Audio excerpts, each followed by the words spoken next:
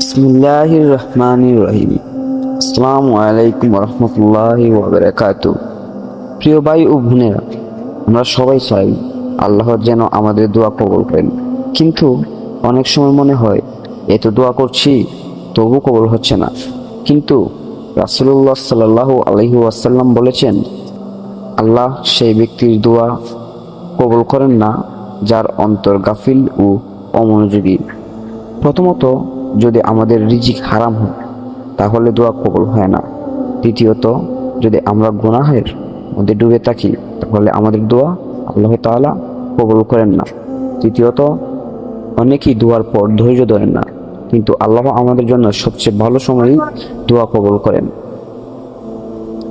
তাহলে কি দোয়া কবুল হবে?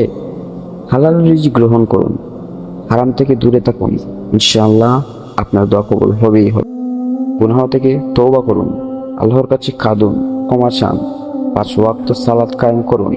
সালাতই আমাদের আল্লাহর কাছে নিয়ে যায়। আসুন আমরা আন্তরিকতার সাথে দোয়া করি, হে আল্লাহ, আমাদের অন্তরকে আপনার দিকে ফিরিয়ে দিন, আমাদের গুনাহ মাফ করুন, আমাদের দোয়া কবুল করুন, আমিন। ভিডিওটি ভালো লাগলে অবশ্যই শেয়ার করবেন, যেন আপনার মাধ্যমে অন্যরাও উপকৃত হয়। আসসালামু আলাইকুম ওয়া রাহমাতুল্লাহি ওয়া বারাকাতুহু।